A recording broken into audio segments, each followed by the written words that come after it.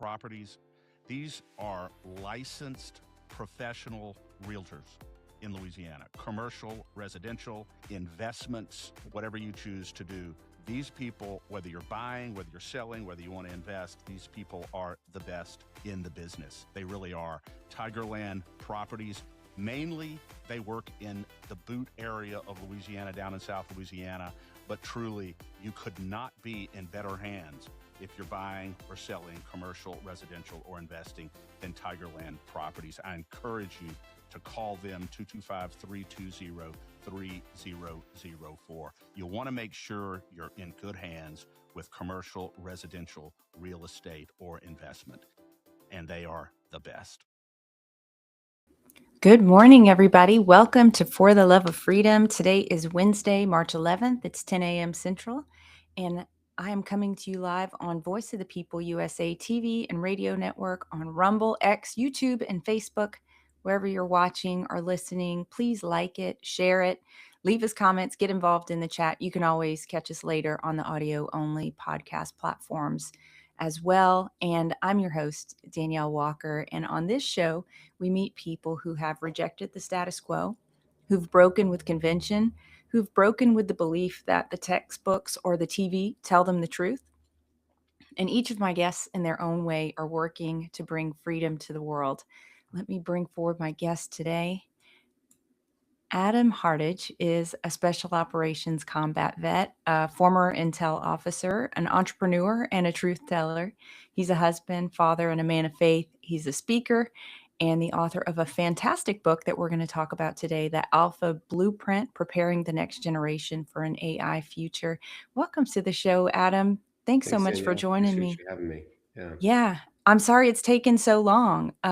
We got together on Twitter, I think before the holidays or during the holidays, and I wanted to make it happen. And then I had to reschedule and you had to reschedule, but here we are. Yeah, finally made it.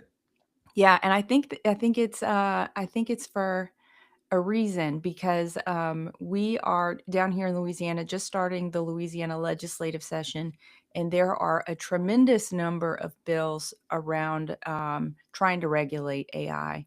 And so we might get into a little bit of your thoughts on that as well today, but I want to spend some time talking about your book. Sure.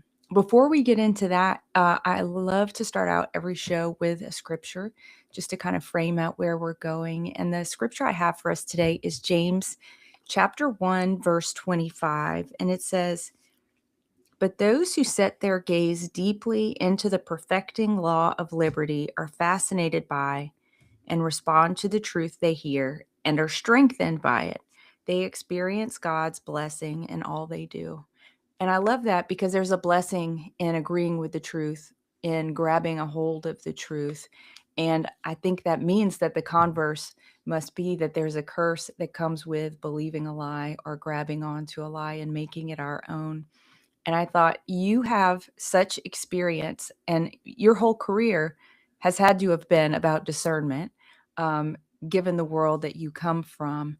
So I just wanted to get your thoughts right out about how did you hone this skill of discernment? Because you've been in, probably, I would imagine, some hairy situations, some dangerous places, talking to dangerous people in your career, and it's been real important for you, I would imagine, to be able to know what the truth was. Yeah, it's interesting. So as a bit of background for your audience, I graduated from the Air Force Academy in 1997. Became an Air Force officer on the communications side when the world was peaceful. After 9/11, I crossed over to Army Special Forces, and then ultimately got picked up by the intelligence community to go be what they call an operations officer or a case officer, which is basically a covert or a clandestine operative whose job it is to recruit spies on behalf of the U.S. government. So I graduated from the CIA Special Training Facility known as the FARM back in 2010, and I've done all the wars: Iraq, Afghanistan, West Africa, Jordan, Syria, and then some other spots that were non-war zone spots. So I had a fascinating career from my perspective. Also, yes, like you said, I mean, there was a lot of very very risky situations, especially in war. I really I'm very grateful that I came through it all, with all my fingers and toes. I know a lot of guys that didn't make Yeah. it through, and or that only made it partway through.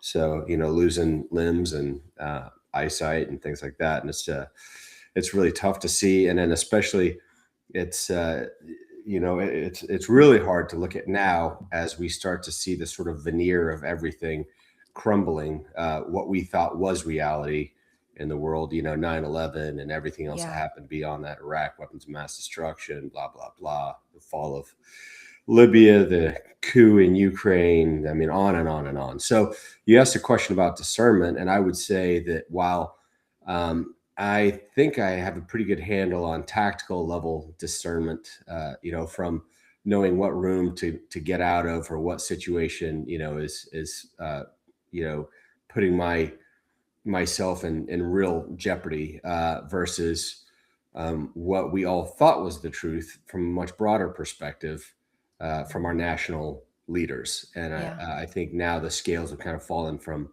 everybody's eyes, or are starting to, anyways. We see how truly evil the world is, and how deeply spiritual the conflicts are that we've been involved in. So, I guess I could say that I think I had some wisdom, some discernment, as far as being able to know when a person sitting across from me is being honest with me. But I got bamboozled just like everybody else, from those in charge, from our elected leaders that were supposedly, having America's best interest at heart. So, with that being said, I ultimately I pray a whole lot. I turn to Yeah. the Word. I listen to Scripture. I try and stay in the faith, and with a positive attitude, no matter what is happening. Some days it's easier than others, but Yeah. that's kind of how I've just managed to get through it thus far. And how do you cope with the realities that are coming out? Because it's one thing for civilians who have been lied to, that's a tough enough pill to swallow, that our money and, whatever else, our efforts maybe as Yeah, a country. But for someone who went into theater in response to a lie, how are you coping with that? And like, how do you frame that for yourself and for your brothers and sisters in arms who yeah, uh, and I would think it's that, but then also the families of those who have lost people or have lost a whole lot. hmm, That is just it's enough to make someone go into a blind rage. yeah. Yeah, it's the kind of stuff that, frankly, revolutions are made out of, and Yeah. the kinds of things that, frankly, destroy a country from within. So, for me personally, I was pretty angry about it for a long time, and then it turns out denial is not just a river. So, I spent some time saying I don't want to see it, I don't want to know about it, I don't want to really admit that this is what's happening, and that is real. And then finally, Yeah. I came to grips with it, and the only way that I can reconcile it and make sense of it, frankly, is through the Bible. I Yeah. look at it, and Jesus, I always would talk about how that this world is evil and run by evil, and Yeah. Satan is the prince of this earth. And it's not until you start to view the world as if the Bible is not just a sort of metaphorical poetry about how things kind of are in a airy fairy way, but very practical. It's almost like a survival guide for, hey man, listen up. This really is like, you will be lied to, you will be betrayed, you will be persecuted, you will be punished for for following me. And I think we really see that play out now, whether it's I mean, to continue the story, I was also fired by CIA in 2017 when John Brennan, Director Brennan, then came into station and told us all that we didn't have to listen to this new guy, this new president 45, i.e. Wow. Donald Trump. And I wasn't having any of that, and I made a stink about it. I was quickly shown the door in a very quite forceful manner.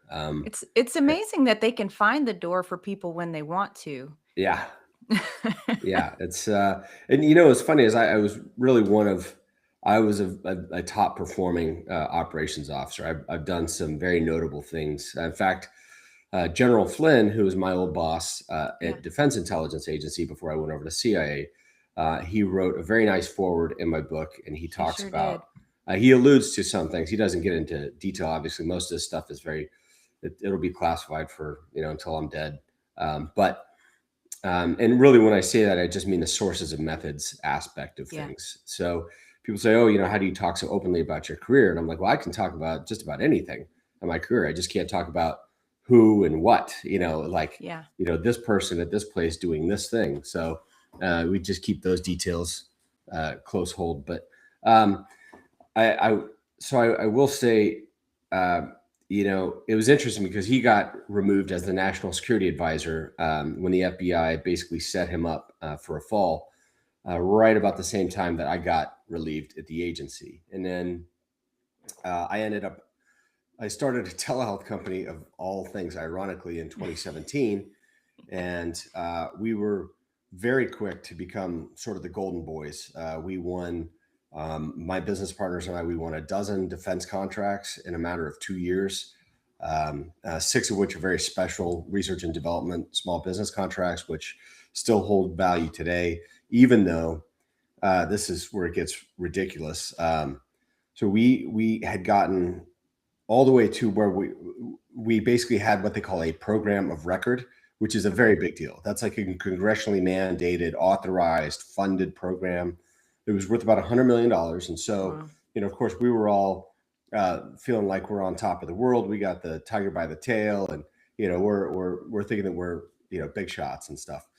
So then COVID happened, and I started seeing all the crazy, tyrannical sort of overreach and mandates. And when I saw when I was looking at it, I said, well, this is clearly the response. I'm not saying that COVID-19 is not a real disease. I'm saying, yeah, I think it is. And our taxpayer dollars paid for it. And also, so we specifically, Fauci and Moderna, held the patents on the vaccines before the pandemic even hadn't happened. So, and now, with the Epstein files released, we start to see their discussions about, I said this stuff 6 years ago. I went on national news and I said, this has all the hallmarks of a coordinated information operation designed, but it's global in this sense. I said, this is designed to unseat a duly elected president. President Trump said the 2020 election was clearly stolen. And the fact that, they shut down all dissent and all speech regarding that, that tells you right there that it's right. So if people ask, well, how do you spot a lie? That's the first thing that you do is you say, well, wait, if I'm not allowed to talk about it, if this is the one thing I'm not allowed to talk about, then there must be deceit somewhere in here, because I thought we all valued this concept called free speech and everything else, but clearly not. So going back to COVID, I spoke out, and very quickly we had all of our contracts pulled. We were canceled on Facebook, Instagram, Twitter, everything. You name it. We lost our commercial insurance twice. We lost our ability to pay credit cards twice. Let's see, what else? Total persecution by the Biden administration. And so I built a telehealth network for 700 plus healthcare providers who were fired as a result of refusing the mandates, the lockdowns, and the jab. And so we tried to hang on for as long as we could. We saw about 10,000 patients for COVID as a company.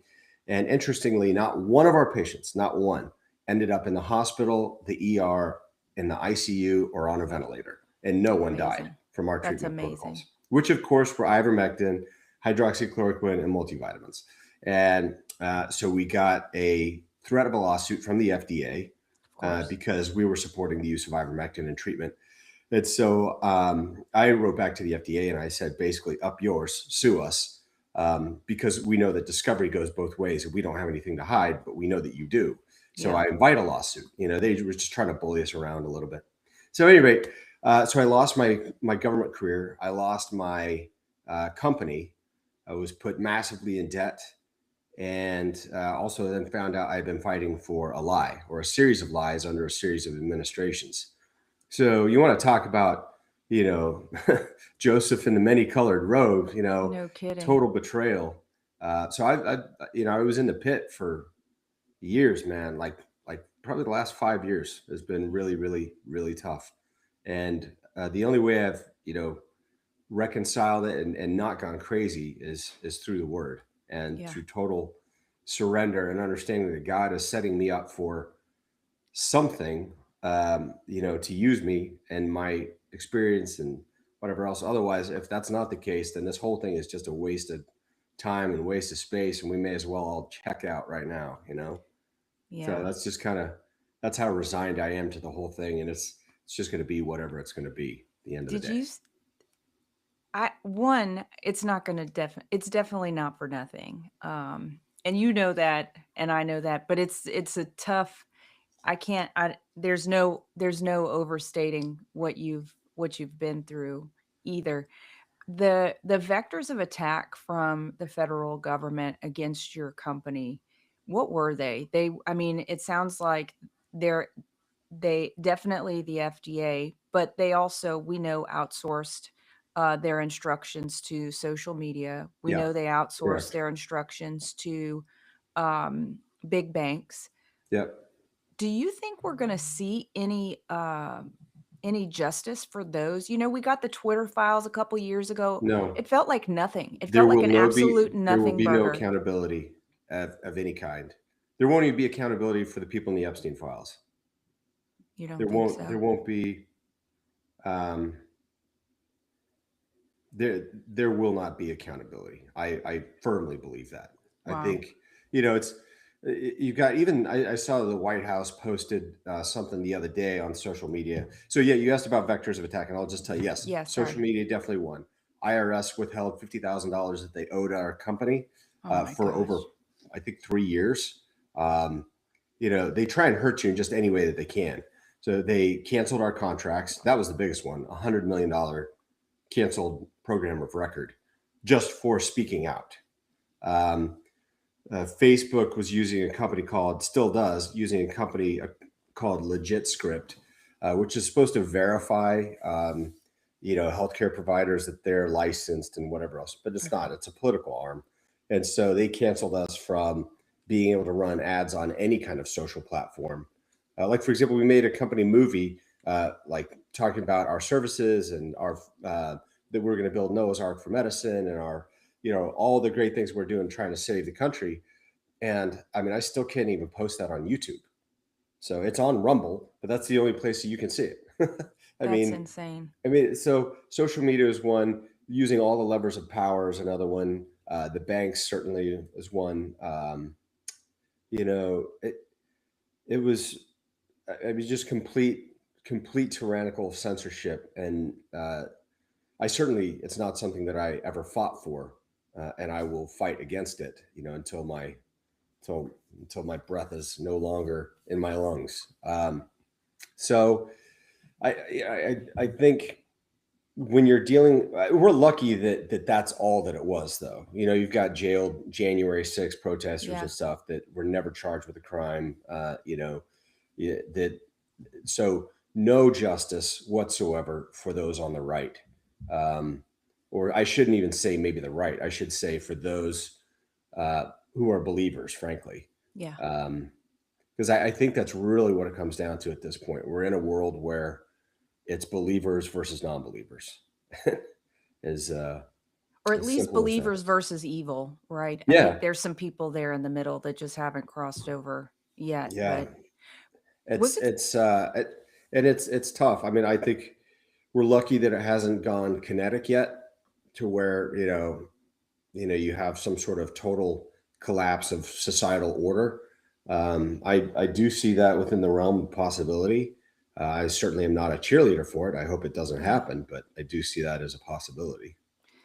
Did it surprise you that the government was able to marshal such a coordinated attack against yourself, your company, people like you? I mean, anyone who's worked in the government understands that communication across agencies is a disaster on Yeah. a good day. Yeah. No, it didn't. It didn't surprise me. What did surprise me was the speed at which it happened. Wow.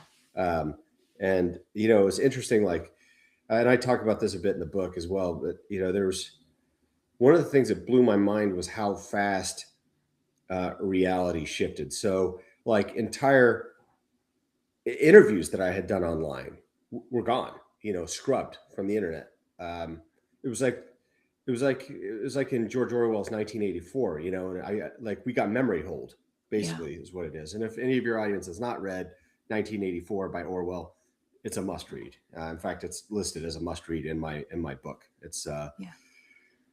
you know, it's interesting talking about the book real quick. Yeah, let me pull up. I have here we go. We can put it up there thanks. so people can great. see it. Yeah, absolutely.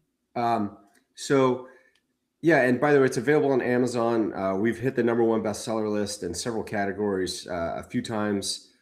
So the response to it has been really great. The reviews on it are pretty solid, and it means a lot that General Flynn was willing to put his name on it next to mine. It just really says a lot about him, his commitment to, you know, freedom and faith, and the fight for our children's future. And you know, I was sitting there. The reason, the motivation for the book was I was sitting there literally in this room in my home office, kind of woe is me, what am I going to do? You know, I'm losing my company, I've lost, you know, bah humbug type thing for me. And my 7-year-old son walked in the room, and he starts asking me a question. I don't even remember what he was asking me, but it just hit me like a ton of bricks right then. And I was like, you know, forget me. I'm 51 years old. I know how to survive. You know, I live in a country on 10 acres on a lake. I've been in 4 different wars. I was a spy. You know, I've got a master's degree. I know how to do stuff. Like, I'm going to be fine, whether or not I have any money or not, you know, is another issue. But that's, but it's not something I shouldn't be worried about that. My story is pretty well written at this point. And I'm looking at my son and I'm thinking to myself, oh my gosh, what do I tell him to do in 10 years, you know, when it's time for him to, okay, son, go off to college, go get a 4-year degree and prepare to go work for a Fortune 500 company. And 30 years later, your Roth IRA and your retirement will be there for you, and Social Security. I mean, that system is gone and busted. So the central premise of the book all of a sudden became, holy crap, AI has in essence democratized PhD level intelligence for $20 a month. Yeah. So now everybody in the world has the intellectual equivalent of a Lamborghini. If that's the case, then how do I guide my kids into the future? And how do I guide this next generation? So the book is written, every chapter starts with "Dear Kids." And it's in essence a love letter from a father to the next generation that's saying, hey, I'm just gonna be straight with you. This is the world of total BS. It's, in fact, book 1 in the book is called The World of Lies. Yeah. And it's like, you may not want to hear this, you may not be ready for it, but here it comes. Yeah, you say right up front, the cavalry is not coming. You are the cavalry. You are the cavalry. Yeah. So it's raise leaders, not followers. I say, I mean, it's, you know, all the typical pillars that you know you would think of. You know, it's like, get right with your family, with God. You know, provide for your community, build yourself an insular network. Don't rely on AI to do your thinking for you. Don't put your brain in a jar. You know, it's great if you want to use the tool, but you need to be you first. So I really get into, I think it's critically important for this generation to identify who they are and what is important to them and what God has in store for them and what their life path needs to be. Because I think the individuality is going to be critically important going forward. Because it used to be, you know, you would have to be, know, do. Those were kind of the 3 things. You know, you gotta be qualified for this. You gotta know what you're, whatever else, and then you gotta execute. But now it's kind of like be, use, do. As I heard, I can't remember who was talking about it. I liked that sort of analogy where it's be who you are, know who you are, learn to use the tools, the modern tools that are at your disposal. I'm not saying don't use AI. I'm saying just understand that it's not the panacea that many people think it is. And then, you know, using those tools, then do something that is value added to society and your community. So that's kind of the guiding philosophy within the book. Yeah, and I love the book. I found it to be such a instructive and super practical handbook. I think it's something that it's kind of, I mean, I think you called it a guidebook, and I think that's something that parents can keep on the shelf and be able to use with their kids as appropriate, based on their age and the kind of technology that they're being exposed to. There's so much toxic that's being exposed about AI right now as well. Mhm. I saw in the news in the last couple of days, Meta, which it sounds like you're not a huge fan of them. I'm not either. They've been pretty evil, and we could talk about that for hours, I'm sure. But Yeah. their glasses, I don't remember what they're called, but the The fact that meta glasses, yeah, yeah, the that AI they're glasses. recording people everywhere they go. It's just like another surveillance tool. Mhm. That Yeah. is insane. I mean, maybe you had one of those as a spy and you don't have to tell us if you did, but that's some No. sick stuff. No, that technology actually, I was never aware of it when I was a spook, um, and and actually, what's interesting is I chose to go technology free almost completely in everything I ever did. I never wanted to have an electronic leash on me, like Mm, a phone, smartwatch, anything like that. I would carry cash. I wouldn't even carry IDs. I would carry a stack of business cards, and within all those business cards would be one of those would be whoever my alias operating identity was.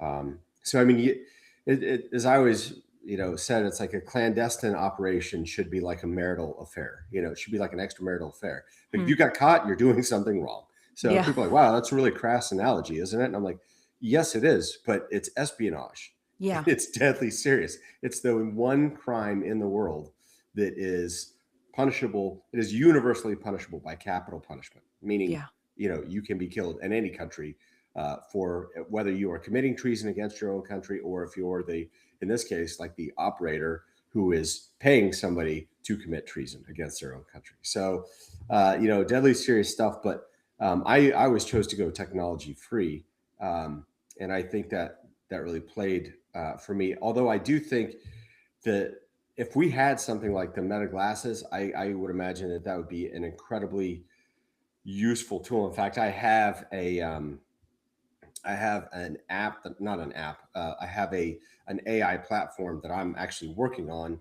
about modern day tradecraft and those that kind of technology is in there. So if Hmm. you think about it, in the future, everybody's going to be having this thing where it's a constant surveillance state that everybody's under, and I mean that's where you've got these data centers that are going up. I mean, we're talking about Yeah. gigawatt data centers, so that they can process real time, and it's not. I mean, real time zero latency. Hey, this facial recognition, I see that's Danielle Walker.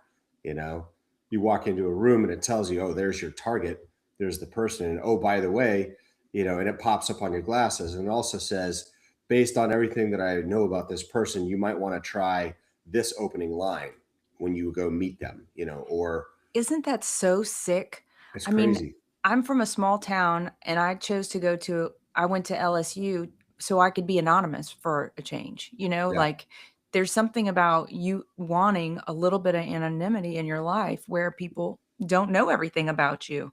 yeah. And that completely wipes that off the plane.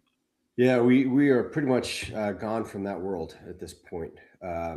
So a few years ago, I frankly just saw that the writing was on the wall and just kind of surrendered to it, and I just went complete full open kimono. So I mean, if you Google my name, I mean, I think ironically, Google won't let me do anything business wise that Yeah. has to do with medical freedom or whatever else, but they haven't canceled my at least showing up on Google. So um, Well, they want to make sure everybody can know whatever they want to know about you, but yeah, yeah. Yeah. yep. So you know, um, where we go from here, I don't know. Honestly, as a country, I'm very hopeful for Gen Z and for Gen Alpha, and that's why I call it the Alpha Blueprint, is because my kids, my 7-year-old son and my 10-year-old daughter, they're the Alpha generation. Yeah. Basically, the kids from about newborns to about 15 years old right now are the Alphas, and then the next ones are the Zers, and I'm really positive about those. In fact, I've been talking with a fair amount of Gen Z, yeah, well, I won't call them kids, young adults, and I'm amazed at their level of professionalism, but then also savvy, because they realize that they grew up in a world of lies, and that, they've been sold a bill of goods about just about everything, whether it's taxes and taxes upon taxes or wars. I mean, they're used to being lied to by their government, by their parents, by just about everybody. Yeah. So I would like to be a leader for that generation. One of the few that they can actually think actually might tell the truth. It's such a random idea, telling the truth. Wow. It's novel so, concept. they say that the world hates a liar, but try being the one that tells the truth. Then you'll see how fast you get canceled and how much the world really hates a truth teller. 100%. 100%. Would you talk a little bit about meritocracy? Because you, in your book, you say that the system doesn't reward effort; it rewards leverage. And I've talked to several guests on this show before about kind of this the lie that we've been sold about this hamster wheel of trading hours for dollars. Yeah. Can you talk about breaking out of that and what life maybe could look like for someone who does break out of that?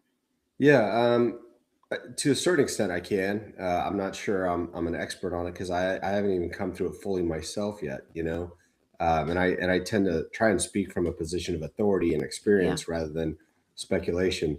But I will say that while meritocracy is supposed to be how the system works, and I think even for a while it kind of did.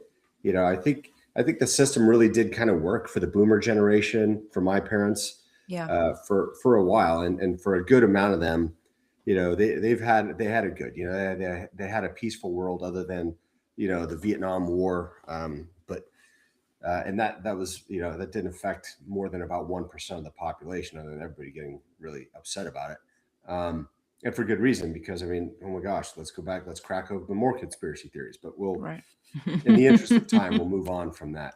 So the Gulf of Tonkin incident was totally legit, and Kennedy was definitely shot by Lee Harvey Oswald.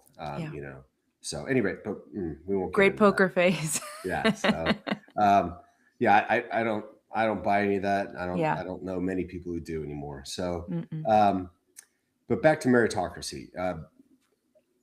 We do supposedly have a merit-based system, but as soon as you start doing things like DEI, for example, or what do we call it? Back in the 80s and 90s, it was not the equal opportunity stuff, but in affirmative action. That's what right. It was. Right. Affirmative action. So it was basically like, what affirmative action, for those who don't know or who are younger, affirmative action was, if you are white, you basically get less preference than anybody else of any other color, especially if you're a white male. So being a white male is like the most hated. I mean, I say that we are the minority, and everybody's like, you can't say that. That's white privilege. And I'm like, please. So keep sipping on your latte, right? Yeah, exactly. So meritocracy. I will say that yes, the system, I believe, rewards leverage and power more than anything else. Leverage, power, and access. And I would be remiss to tell everybody that I think that they should, try and seek power and leverage. And I'm not saying that. What I am saying is, don't be surprised, if you do all the right things, and yet you still are, a mouse on a wheel, or I guess a hamster on a wheel, for the rest of your life, struggling to make ends meet. As far as breaking out of that system goes, I think it requires deep faith in yourself, in a higher power, in who you serve, and it requires a real dream, a dream that is so powerful to you individually. And I believe that we're all born with a dream that big. And I think the world is big enough to where there's always room at the top. I'm not one of those people that thinks, if I get money, or if I get power, or I get this, then you can't have it. I mean, it's kind of like, it's not a zero-sum game. But I do think it requires courage, faith, conviction, perseverance, determination, incredible stamina, resilience beyond anything, especially these days. I mean, I think there's the evil that is unleashed upon the world and that we can see clearly every day is just staggering. I mean, I think the Epstein story is the biggest thing in the world. And I think a lot of Americans feel that way, and probably a lot of people around the world feel that way, but nothing's going to be done about it. No, and we So got 2 weeks of wall-to-wall coverage about Nancy Guthrie's that's right. supposed kidnapping right in the middle of that by Fox News, and I don't know who else, but Yeah. I, Well, I, they're crazy enough too to start World War III in order to distract from that narrative, from that story, because that's what everything is about. Is about controlling the narrative, and that's all it is. It has nothing to do with whether or not there's truth or fiction. It doesn't matter. It is the narrative. So, in the narrative, people people that think that we have a free media, free and fair elections, all that other stuff, are sorely mistaken. They need to wake up. So, but if they will not, Nietzsche said that you can tell the true character of a man based on how much truth he can accept about himself, um, and I would say how much truth you can accept about the world that they live in, the yeah, reality of what they are inheriting. And most people that I even get in any kind of discussions with who are who are not awake, let's say, yeah, can't even believe, for example, that 9/11 may have been an inside job, or we may have right, had a hand in it, or a tacit or complicit knowledge of it. Maybe we yeah. did, maybe we didn't. I don't know. Maybe it was, the kind of operation that everybody talks about. We can't say. So Have again, you watched, by the way, Codex 9/11? It's a documentary that came out I have middle not. of last year. I have not, but I do remember watching on 9/11 because I was the chief of communications at Hurlburt Field, head of Air Force Special Operations Command down in Florida on Okay. 9/11. And I remember watching. I saw the video live of Tower 7 when all the boom boom boom boom boom boom boom Yeah. down the line, and you saw it coming out. I was like, wow, that was a coordinated building drop like that. Mm. Those were explosives set up in every single column of that building to collapse it straight down on itself. And it was quickly dismissed. They were like, oh, well, it was unsafe, so they had to rig it to demolish it and bring it down. And that narrative was out there for like a day, and then that just went away. Yeah. And so, and we went to Afghanistan, and we had Al Qaeda on the run. And next thing you know, they're in the mountains of Tora Bora. This is very early on in the war, and we had a chance to decimate Al Qaeda and Bin Laden and his forces. And um, the Americans are pushing up the mountainside, bombing the heck out of it, driving the Taliban backwards and Al Qaeda backwards towards the border of Pakistan. And I remember when I think it was 10th Mountain Division and 75th Ranger Regiment was begging to go in the backside and hold the Tora Bora region so that Al Qaeda could not escape into Pakistan, and that we could basically surround them on both sides, push them Yeah. together, anvil, hammer, cut them off, destroy them. And that order was denied, and we let Al Qaeda knowingly watch it happen. Let Al Qaeda go trotting off straight into Pakistan.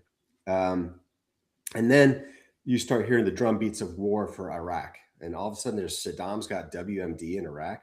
Like, Yeah. nobody buys that. Nobody buys that for a second. But here we go. We're going to pivot and destroy another country, which we did. And I was like, okay, if there's going to be a war, I'll go.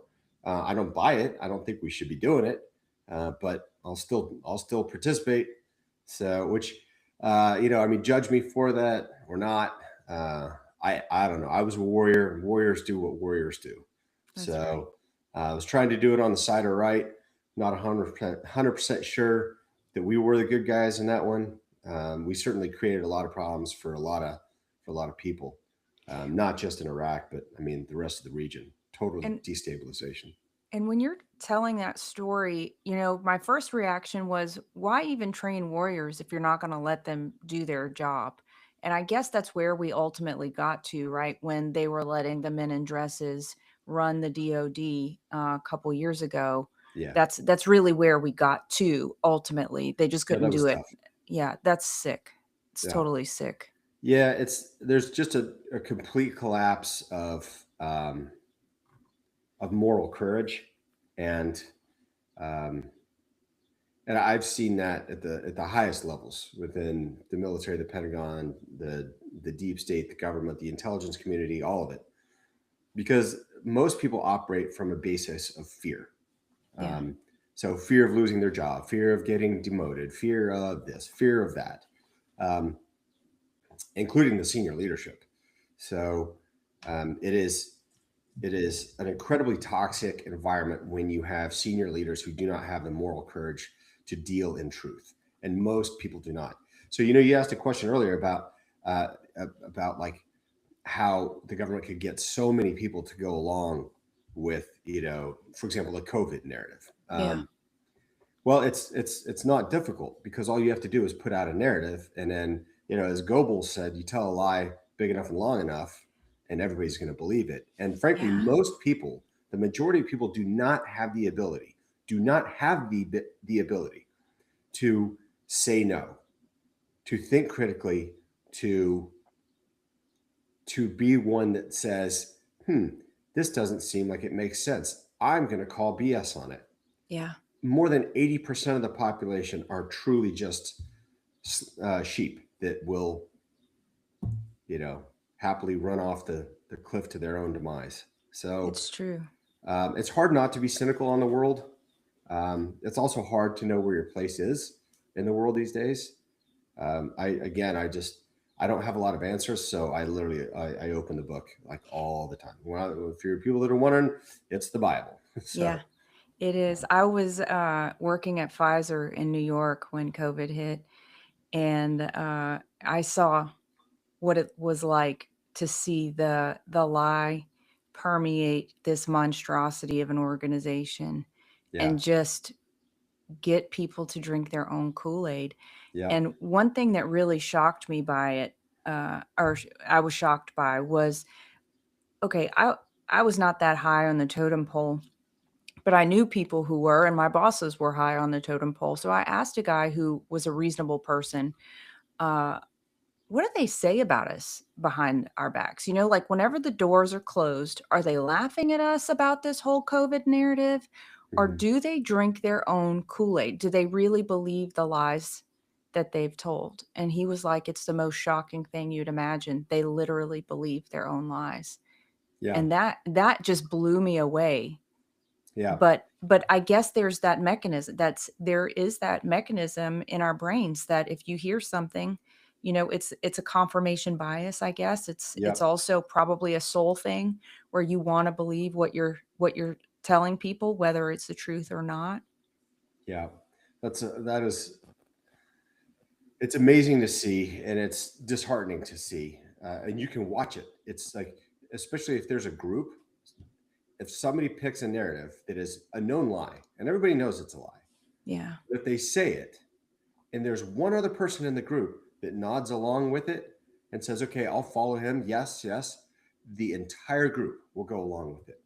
It's as simple. It's like when, if you're a conservative and you start to get in an argument with somebody, or a debate or whatever, or you're going to say your values, the first thing they're going to do is they're going to take this sort of pseudo moral high ground by calling you a racist or a bigot or a homophobe or whatever, Mhm. Islamophobe, misogynist. I don't care, whatever it is. I mean, especially if you're a white guy, as in a conservative one at that. If you're a beta Yeah. soy boy Yeah. that will just go along with anything, and you're kind of just a limp noodle, spineless, weakling, then you're fine, you're cool, you're loved. But if you are any kind of a man, like a real man, um, the world does not support that. Yeah. So at least modern society, I think we're starting to see a pretty profound shift back Yeah. towards that. But I would say that we ain't out of the woods yet. No, we're not out of the woods yet. I am heartened by the number of seemingly alpha males in the administration. It's really good to see men step up to the mic and call BS BS. Yeah. We've all, it's something that we have, I think, been very hungry for a long time. Yeah. I Real think we see leadership. it in the leadership a lot, whether it's President Trump, Marco Rubio, Hegseth. I've got my disagreements with certain policies, within there, but overall, I would say the tone and the tenor is righteous overall in that regard. What is interesting to me, I swim in DC circles a little bit still, and I'm fairly close to the seat of national power, if you will. Mm-hmm. And what's stunning to me is how you can have the top dog, the president himself, come out and provide a directive that is just completely ignored by whether it's, his staff, team, some lower level people, whatever else. And there's this play in government where in the sort of deep state, because I was a deep stater after all. I mean, if you're I was a GS 13 step 10, I believe, CIA operations officer. I mean, that's a career bureaucrat right there. Yeah. And so I was looking at it and I was amazed at the sort of the bureaucratic ennui, I guess you might call it. So where the malaise. So if a directive would come down that, let's say, the boss didn't want to execute or whatever else, we're just going to kind of slow roll that. Maybe we'll do a study about it. Maybe we'll we'll do some marketing research. We'll do an analysis. We got to take a deep dive. We're gonna, we're just gonna shift. We're gonna shift a little bit. And then next thing you know, it's 3 years later, and there's a new administration, and they never had to do the thing that they were supposed to have done. I mean, I see that all the time, or I did see that all the time, I should say. Yeah. And that was always really hard. That was a tough sort of pill to swallow, especially as a former military officer who I'm used to. If you're given a lawful order, you may not like it, but it's a lawful order. You better, salute smartly and move out and get it done. But we've kind of gone away from that as a country. From a profession of arms standpoint, at least temporarily. I hope that Secretary Hegseth is able to turn that behemoth ship around. It's the military and the Pentagon. It turns like an aircraft carrier. Not on a dime. It takes a long time to turn that thing just a couple of degrees to turn it back around, if you will. So, I don't know. It's my just observation from the sort of outside, if you will. Yeah. And, the attacks from the outside are never going to stop, I don't think. I saw yesterday that there were reports about wild spending at the Pentagon at the end of the fiscal year kind of thing that were happening. And of course, all that stuff is nasty. Yeah. Well, that happens every year. Yeah, it happens every year. And they're incentivized to do it that way. Yeah, well, that's correct. And then it's also, you can't blame the commanders, and you can't blame the staffers, you can't blame the budget people, because what happens is, and this has been the case for, I don't even know how many years now. I mean, it's been decades. Yeah. So where we just operate, so there's no budget passed every year. Congress does not do its job, and they do not pass a budget, because that's what's supposed to happen is, the president will propose a budget, or Congress will propose a budget, and they reconcile, and the houses come together, and the president signs off on it, and bang, you have a government budget, and off we go. That's supposed to happen every year, and it doesn't. It never happens. So the military ends up operating on what they call a CR, or a continuing resolution. Yeah. And that continuing resolution makes sure that, deployments are still happening, and people still get paid, and travel gets reimbursed, and all that stuff, and beans and bullets and whatever else get passed along. Operations continue, but what doesn't happen is funding lines that are approved. That money does not get allocated or obligated until finally there is a CR that's passed, and usually that happens, I don't know, it'll be like maybe spring or something like that. And so nobody has spent, and remember the government fiscal year goes from the end of September to the end of September. So it's not like January 1st is when, the new spending starts. Yeah. It's supposed to start on October 1st. And so they'll go October, November, December, January, February, March, 6 months without having been able to obligate or spend any of the money that they have on programs. And so a lot of things get like pushed to the side. And then you get into this mad rush in June, July, where all of a sudden they've got the ability to spend money, and they literally will have to just throw money at the first things and every contractor knows it. So everybody primes in like April and May. They're getting ready. They're making sure they're making all the calls to all the military people like, hey, we got this ready to go. When you guys have the green light for your budget, just call us. We'll ship this straight to you. And so you'll have these massive swings of funds that get obligated at the very last minute. And then the whole thing starts again the next year. And it's a waste. And it's really hard to run anything programmatically in any kind of stable way that way. And so you can't blame the DOD folks, the military guys, the whatever. They're just working with whatever's within the law that they have. The people you should blame are Congress. Yeah. Because Congress just sucks at its job. I mean, there's a reason why they've got a 5% or a 10% approval rating. I mean, when I look at the Congress, I just think America last, 100%. Yeah. Which is really disheartening. It's really disheartening.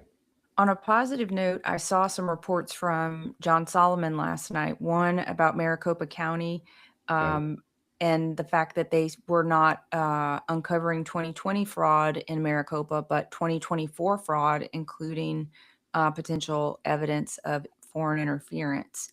So that's pretty interesting. And the other thing he was reporting on was that the FBI had been running some ops against President Trump that had not yet come to light, and that the FBI was now kind of bringing those to Kash Patel, and that we would be hearing more about that in the days to come. So I pray for accountability, Adam. I really hope that we're going to see it. I have to believe that we're going to see it. What would you do if you saw John Brennan in cuffs? I'd be happy. That'd be great. I think that's where it should start. And he's got bigger problems than me. I mean, he's got, but it's also disheartening is let's talk about honesty for a second. You've got Kash and Bongino, who America loved, right? They're Magalorians. We say, okay, you put those guys in charge. They're honest. They're real honest brokers. Next thing you know, you see like this hostage video of Bongino and Bongino and Kash sitting there talking about Jeffrey Epstein killed himself. We reviewed the tapes. It's totally true. Right. I've seen 100%. He killed himself. And I'm like, man, you guys are terrible at lying. I would love to play poker with you someday because you're awful at lying. And then, next thing you know, you've got, Kash comes out and says, there is no evidence, of any client list or any kind of else, whatever tied to Epstein. There's no criminal conspiracy here. It was just one guy, blah, blah, blah. Never mind that they've released all these files, but yet everything's still redacted. I mean, if Ghislaine Maxwell was convicted of sex trafficking, but there's no victims and there's no clients, right? Then why is she in jail? Yeah. And if she's convicted because there were clients and there was a list, where's that list? So it's very hard to believe and to take honestly. I mean, it's very hard for me to take seriously that these people are really doing their job on behalf. And they say, oh, well, we can't talk about some things because it's so sensitive. No, I think the American people deserve the truth. And if we don't get the truth, I don't see how this country holds itself together, because this country was founded on the concept of freedom and truth, truth within, we all have a divine, we have divine rights that are instilled in all of us from not government, but from God, the Father, that we are a free, self-governed people and all these things. And it seems that our leaders have forgotten that. And I would love to see some moral courage from our leadership, whether that's, you know, uh, Attorney General Bondi or Director Patel or, any of the people that I mean, because they've been given a responsibility and a Yeah. chance. And if they don't do it, which I don't frankly think that they will, I don't know how, America First ever actually wins, because you will have this collective sigh of, it doesn't matter.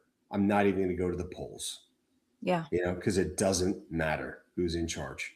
I mean, the Smartmatic machines out of Venezuela, that's, tweaking everybody's votes. I mean, we all saw it in 2020. I mean, you Yeah. saw it like the night of the election. I'm watching Pennsylvania. I was like, holy crap. I just watched 188,000 or 400, or whatever it was, thousand votes switch from Trump to Biden. Yeah. Like literally in an instant, whoop, just like that. Like, wait a second, that was not a glitch. Yeah. So, oh, don't worry about that. It was just more ballots came in. No. That was a 1-for-1 switch of numbers. Yeah. I mean, we've seen it all. And then of course to be told you don't believe your lying eyes. You didn't see it, you didn't see it. Oh, by Yeah. the way, we're going to cover up the voting booths with, or the counting rooms. We're going to cover them up with this, with poster boards so you can't see in there. Okay, I mean, it's just the whole. I'm just tired. I'm tired of lies. Yeah. I pray earnestly that the accountability comes to pass, Yeah. and that I our pray that we leaders see some. get some sort of moral courage and spine to actually do the right thing. And I feel for President Trump. I think he actually is trying it really, really, really hard. Yeah. And I think he's got an honest heart as far as his efforts. But the machine, I don't know if if if any one person is strong enough to overcome Leviathan. I don't know. So Yeah. But God, huh? yeah, I mean, literally, it's the only. I've learned that I cannot rely on any man, uh, any government office, anything that is worldly. The only thing I can rely on, and even at times I question that, is the divine. I often wonder, God, do you see me? Do you see us? Do you understand that there are believing good people that want to save humanity? So I pray that he does. I pray that Yeah. he does see us, and I pray that the Bible is correct and that good wins in the end. So Yeah. And look, it has to. It has to. And I'm just looking at the bottom of the screen here and being reminded of that passage. The truth shall set you free. And that's exactly what you're saying. You're saying if we don't get the truth, we can never be free as a that's right. country. Yeah, it's the most critical thing in the world. So I tell, in fact, I go into this in the book. I tell the younger generation, I say, you guys don't have the luxury of being a liar in your generation. And I'm sorry to say it, but you must develop the moral courage early on to build the habit of telling the truth, no matter the price, no matter the cost, no matter how you want it or feel about it. Because in a world where everything is fake, Yeah. everything is fake, be the one thing that is authentic, that is real, that is true. Yeah. Amen to that. Yeah. And any, well, that seems like great final words of advice. Let me put up your book again. And I also want to put up, before you go, let's see, here we go. There's your book. And I also wanted to put up your website right here, adamhardage.com. Thank you so much, Adam. Thank you for the time.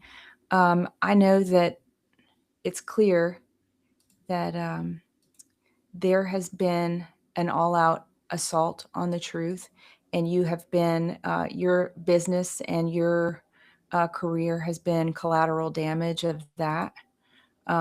Oops, 1 second. Let me see if I can find us again. It's not. Look, I'm not an all-star at navigating this panel back here. I think you're doing great. Thank you. But I just want you to know that I appreciate you. I know this audience appreciates you. In the chat, they've been very active about just support for you. So if people want to support your work, if they want to buy your book, how can they do that? Yeah, it's available on Amazon.com. Just type in Alpha Blueprint. It'll come right up. It's the blue cover, as you just showed, right behind me too. You can see. It's a quick read. It's easy. It's very accessible. It's written for parents to discuss these concepts and these, start to broach these issues with their kids. And it's also written simple enough that kids themselves can read it and um, get something out of it. So it's really designed for parents to start to have what I think is the most important conversation that they can have with their kids these days, which is how to prepare them for this AI future in a world where everything is fake. So how do we keep them mentally well? How do we keep them physically fit? How do we, keep them healthy in a world that is, whether it's, strange clouds in the sky to, atrazine in the water to whatever, right? I mean, I'm going to start wearing one of those shirts pretty soon that says Alex Jones was right about everything, I mean, we've got this supply and demand problem with conspiracy theories, in that we've got, a huge supply of conspiracies, but now we don't actually have any theories left because they've all been pretty much proven true. That's right. That's right. And just an encouragement to people who are watching. We have to absolutely stay engaged. Where the Louisiana legislature is in session right now, and we have been going through the bills, and there is no there. It seems like there's no end to treachery in sight. A lot of these deep state folks that are at the state level are doubling down on I would say stupid, but it's corruption and it's evil and it's stealing our rights. Same thing going on here in Virginia. I mean, it is utter political insanity what's happening here in Virginia. Yeah.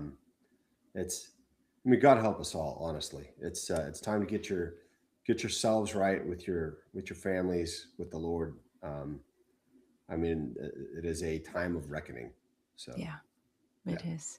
Well, thank you for your time today, Adam. I know you have to dash off, but really appreciate getting your insights today. And I would just encourage everyone to go on Amazon, grab a copy of his book. It's fantastic. And I think it's very clear-eyed. I think it's very just pragmatic advice for how to navigate AI with your kids. So God bless you, sir. You have a wonderful day ahead. Hey, you too. And by the way, I want to tell your audience that Danielle said some prayers for me over the last few months, and I really appreciate that. And I appreciate all your positivity, and I wish you many blessings, and a big audience and a big pulpit to speak from. I think you're doing a great job. So thank you for all your support. Well, thank you so much. That means so much to me. And there's plenty more where that came from. I always tell my friends, my prayers are free. So all you have to do is ask. Thank you. And awesome. God bless. God bless.